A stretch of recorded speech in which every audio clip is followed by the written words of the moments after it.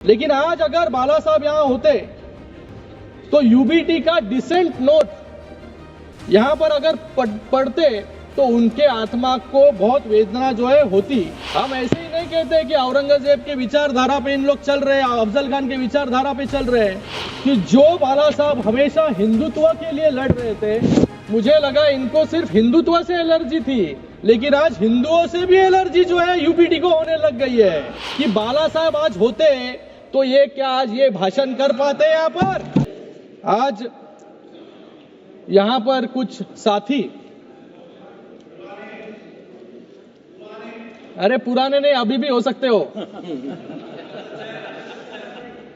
उनको तो पहला प्रश्न मुझे पूछना है कि आज हरी जैकेट जो है बुधवार के लिए पहनी है या आज वक्फ के लिए खास करके अरविंद सावंत जी ड्रेसअप करके आए थे।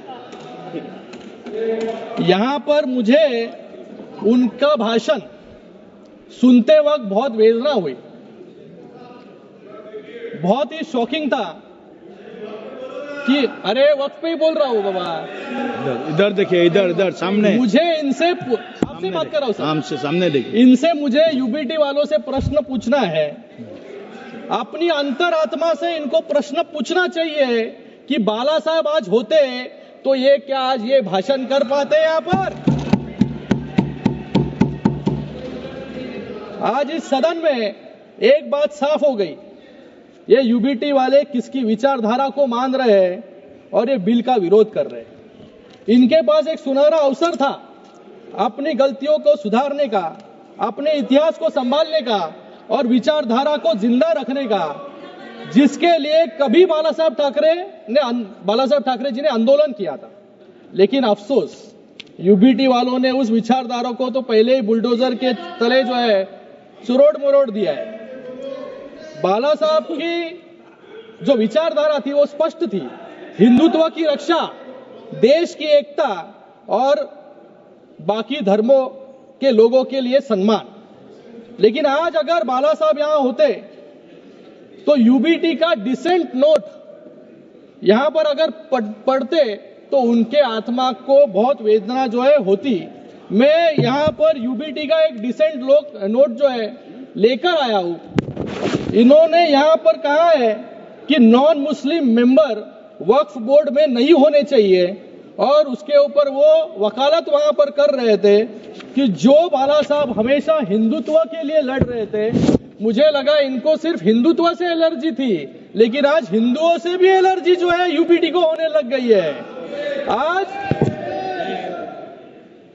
और एक डिसेंट नोट में उन्होंने पॉइंट कहा, protect and preserve the properties which are personal properties dedicated by various rulers, nawabs and zamindars. हम ऐसे ही नहीं कहते कि औरंगजेब के विचारधारा पे इन लोग चल रहे हैं, अफजल खान के विचारधारा पे चल रहे हैं, लेकिन अभी उनके प्रॉपर्टी को प्रोटेक्ट करने के लिए खुलेआम जो है पत्र लिखने का काम भी यूबीटी वालों ने किया है। और इन्होंने यहाँ पे अभी कहा वैंडलाइजेशन ऑफ द औरंगजेब टूम, मतलब कौन से विचारधारा पे जो है यहाँ पर चल रहे हैं? जो औरंगजेब आज महाराष्ट्र में आया, छत्रपति शिवाजी महाराज जी को पकड़ने के लिए, छत्रपति संभाजी महाराज जी को हालाल करके जिन्होंने मारा, आज उनकी वकालत करने की नौबत जो है कांग्रेस के साथ खड़े होने के बाद इस यूबीटी वालों पे आया।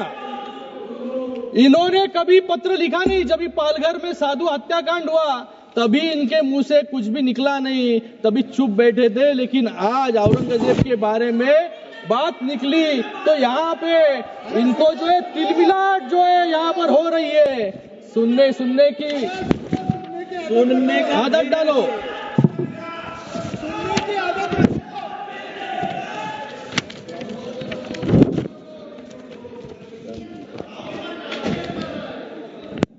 मैं यहाँ पर इन्होंने और कहा यहाँ पर 370 कलम हटाने के बाद कश्मीर में क्या हुआ? बाला साहब ठाकरे जी जब भी थे तभी उन्होंने कहा कि मुझे एक दिन अगर प्रधानमंत्री बनाएंगे तो सबसे पहले मैं 370 कलम को हटाऊंगा। आज वो 370 कलम को यहाँ पर क्यों हटाया, ऐसा प्रश्न पूछने का काम यहाँ पर कर रहे हैं। और उसी के साथ में राम मंदिर के बारे में भी कहा इन्होंने कि जो सपना बाला साहब ने देखा था राम मंदिर का, कि राम मंदिर बनाने के बाद क्या हुआ, ये भी प्रश्न पूछने की नौबत जो है यूबीटी पे आ गई है।